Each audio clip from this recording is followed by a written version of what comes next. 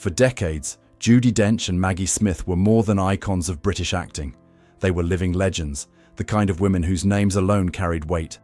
Their careers ran parallel, often crossing, and the world watched them with admiration, envy, and wonder. Yet behind the applause, the public only ever saw fragments of a deeper truth. A friendship so profound, it was almost mythical. Both women guarded their private lives fiercely, and their bond remained one of the industry's most beautiful secrets. Now, at 89, Judi Dench has finally spoken openly about what Maggie meant to her, and how her death has left a silence that cannot be filled. This is not just a story about fame or talent. It is the story of a friendship that survived rivalry, tragedy, and time, and a loss so deep it echoes through every stage and screen they ever shared. A young Maggie Smith, from Essex to Oxford. Maggie Smith's story began far from the glamour of Hollywood. Born Margaret Natalie Smith on December 28, 1934, in Ilford, Essex, she was the youngest of 3 children in a middle-class family. Her father, Nathaniel, was a pathologist. Her mother, Margaret Hutton, was a Scottish-born secretary. In 1939, with war approaching, the family moved to Oxford to escape London's bombing raids. The relocation would prove decisive, placing Maggie near theatre, culture, and education. At Oxford High School, she was not a loud or outgoing child, but teachers noticed her imagination and her fascination with Shakespeare. By 16, she left formal schooling and joined the Oxford Playhouse, learning the craft of acting. At 17, she performed as Viola in Twelfth Night, marking the beginning of a lifelong vocation. Her ambition was clear. She would not just act, she would endure. Training at Raider and the birth of a force. Maggie's talent earned her a place at the Royal Academy of Dramatic Art, where she honed her voice, movement, and classical technique. At RADA, she was not the kind of actress who sought attention. She absorbed knowledge, observed others, and sharpened her instincts. By the early 1950s, she joined the Oxford Playhouse Repertory Company, performing a rotating roster of roles that demanded speed, memory, and emotional depth. She tackled comedies, tragedies, and everything in between. The constant workload transformed her into a versatile performer. By her early 20s, she was no longer just promising, she was becoming formidable. Her path was clear. She would not be a fleeting star. She would be a force, a presence that could hold a room with silence. The old Vic, triumph and turmoil. By the late 1950s, Maggie had outgrown Oxford's small stages. In 1959, she joined the Old Vic, London's legendary theatre company. She played major Shakespearean roles: Desdemona, Viola, Cleopatra, each one sharpening her craft and building her reputation. Her performances combined restraint with emotional intensity, a blend that critics couldn't ignore. Her talent drew the attention of Laurence Olivier, who invited her to join his National Theatre Company in the early 1960s. But admiration did not mean harmony. Their working relationship became notoriously tense. During a 1964 performance of Othello, Olivier, frustrated by her rising presence, slapped her on stage, an unplanned act of aggression. Maggie later recounted the incident with dry humor, but it was a moment of harsh reality. A young actress battling for space in a world dominated by powerful men. The clash hardened her resolve and sharpened her artistry. From stage to screen, the rise of a movie star. While conquering London theatre, Maggie began to draw attention in film.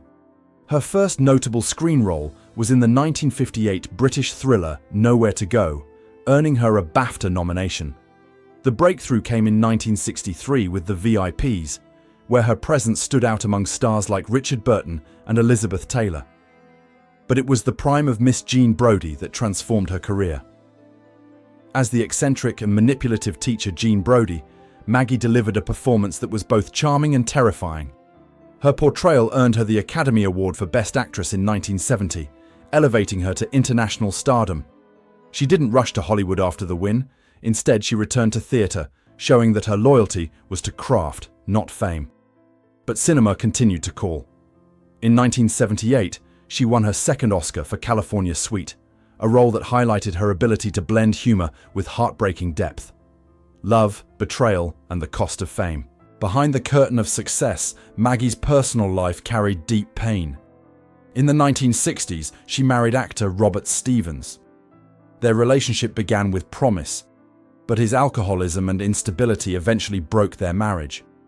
Their union was marred by infidelity and emotional strain, and during the filming of The Private Life of Sherlock Holmes, Stevens attempted suicide. Maggie's breaking point came when she learned of his affair with his receptionist, revealed to her not by him, but by a friend. She divorced him in 1973, left to raise their 2 sons alone. The experience left lasting scars, but also strengthened her resilience. In 1975, she married playwright Beverly Cross, a man who had long loved her from afar. Their marriage brought stability and love until his death in 1998. Maggie never remarried, saying no one could replace him. Battling illness without losing the stage, Maggie's life included health battles that would have ended lesser careers. In the 1980s, she was diagnosed with Graves' disease, affecting her thyroid and eyes. She underwent treatment but continued to work. Then, in 2007, during the filming of Harry Potter and the Half-Blood Prince, she was diagnosed with breast cancer. She endured chemotherapy while continuing to film, refusing to let illness define her. She admitted later that the treatment knocked her sideways, but she refused to quit. For Maggie, acting was not just work, it was survival. The stage and screen were her anchors, and she remained dedicated to her craft, even as her body fought for strength. Harry Potter and Downton Abbey, a second wave of fame. Despite decades of acclaim, Maggie's most globally recognized roles arrived later in life.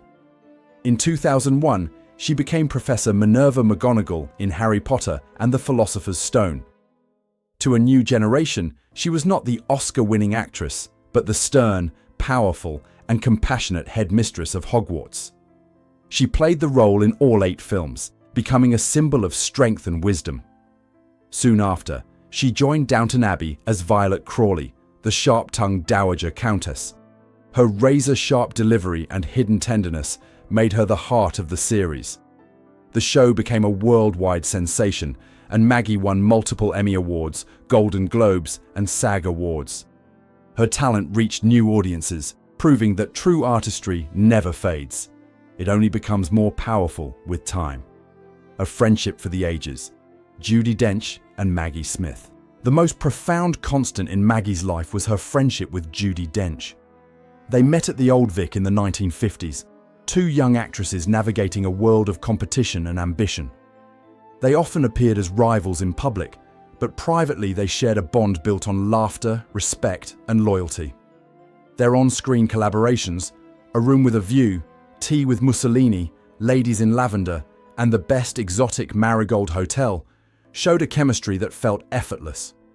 In 2018, the documentary Nothing Like a Dame revealed their deep affection, with laughter, teasing, and genuine warmth.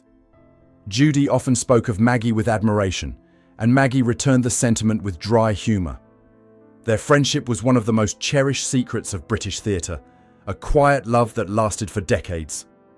The final goodbye, grief and the crabapple tree. Maggie Smith died in September 2024 at age 89, surrounded by family. Her sons released a statement, noting the devastation of losing their mother and grandmother. For Judi Dench, the loss was deeply personal. At the Cheltenham Literature Festival on October 5, 2024, Judi spoke about grief and broke down, unable to finish her thought. Later, she revealed a private tribute, a forest near her home where she plants trees in memory of lost friends. For Maggie, Judi planted a crabapple tree. On the day of the funeral, her gardener brought her a single crabapple from that tree. Judi carried it in her pocket throughout the service, a small fruit that became a symbol of love and remembrance. Their friendship lasted over 6 decades, surviving fame, illness, and tragedy. Maggie's death didn't just end a life, it ended a bond that defined an era. Outro. The quiet legacy of 2 queens. Maggie Smith's legacy is not just her awards or iconic roles. It is the power of her resilience, her ability to transform pain into performance, and her dedication to craft even in the darkest moments. Yet perhaps her greatest achievement was the friendship she built with Judi Dench, a bond so deep it became a lifeline. Their story reminds us that even in a world of glittering fame, the most powerful relationships are built on trust, loyalty, and love. Maggie Smith may have left the stage, but her presence remains in every role she played, every line she delivered, and every laugh she shared with Judi. For those who loved her, she will always be the woman who could silence a room with a look and fill it with warmth with a single smile.